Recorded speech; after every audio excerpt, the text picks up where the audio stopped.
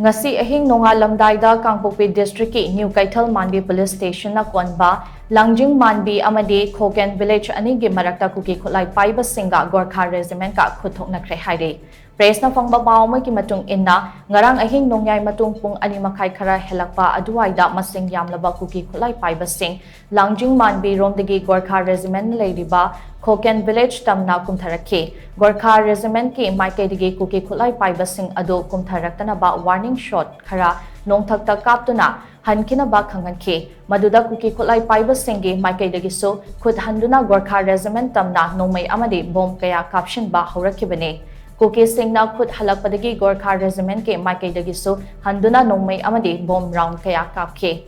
Kapna ba adu ayuk angan ba pung mga taramday aduay fawba chataki hairi. Adu bu thaudok aduda asok apan missing na thokpade yaukide hairi. Nakalamromda ngasi ayuk combined security force na Langjingmanbi amadi Khoken gi akoiba mafam singda combing operation chathaba hokre haina powers na makatari.